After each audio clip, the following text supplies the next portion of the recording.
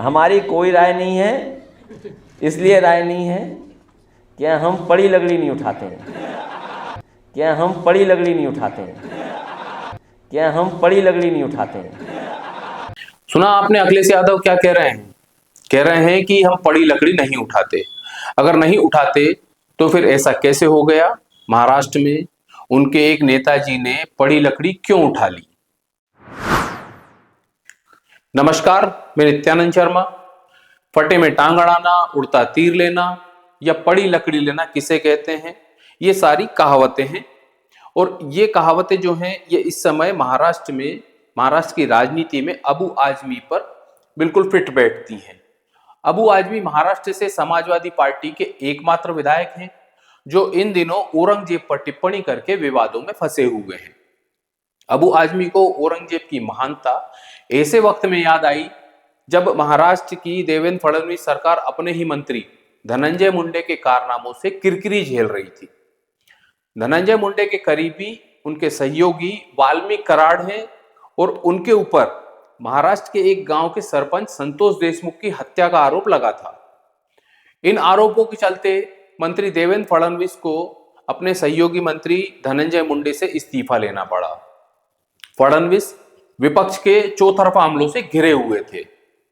पहली बार शिवसेना उद्धव ठाकरे वाली जो है उनके नेता है संजय राउत को पीछे करके उद्धव ठाकरे ने अपने बेटे आदित्य ठाकरे को मोर्चा दिया और आदित्य ठाकरे अच्छा काम भी कर रहे थे।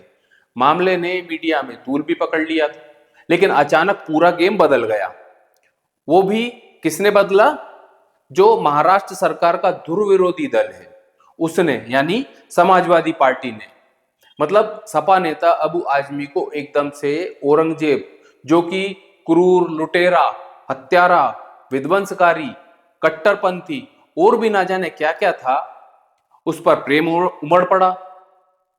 अब ऐसे में यही बात समझ में नहीं आई कि क्या जरूरत थी अबू आजमी को औरंगजेब पर प्यार लुटाने की, वो भी ऐसे समय जब फडणवीस सरकार एक मामले में बुरी तरह घिरी हुई थी, बैकफुट पर थी। औरंगजेब की महानता आजमी साहब को याद आई और दे डाला बयान।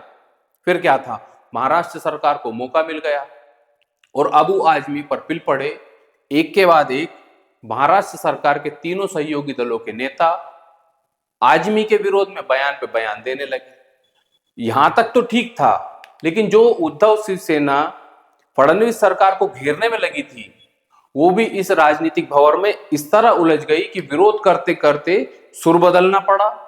मामला जो औरंगजेब और छत्रपति शिवाजी महाराज और उनके छावा संभाजी महाराज के साथ जो जुड़ गया था। फडणवीस साहब को भी ऐसे ही अवसर की तलाश थी।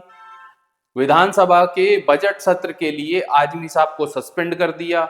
सीएम फडणवीस ने अबू आजमी को 100% जेल भेजने का कहकर एक दावा भी कर दिया। महाराष्ट्र में जगह जगह प्रदर्शन होने लगे। मामले को छत्रपति शिवाजी महाराज और संभाजी महाराज के साथ जोड़ दिया। स्वाभाविक है औरंगजेब का नाम आए और हमारे महानायक हिंदू उदय सम्राटों के नाम ना लिए जाएं, ये कैसे संभव है?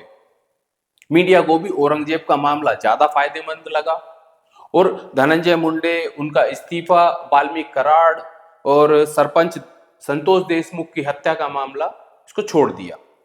ऐसे में सवाल तो यही बनता है, क्या जरूरत थी अबू आजमी को उड़ता तीर लेने की या पड़ी लकड़ी लेने की? आप लोगों को समझ में आया हो तो कमेंट करके जरूर बताएं। मेरे साथ बने रहने के लिए धन्यवाद। मेरा आपसे एक निवेदन, इस वीडियो को लाइक और शेयर जरूर करें। साथ ही हमारे चैनल को सब्सक्राइब करना ना भूलें। नमस्कार।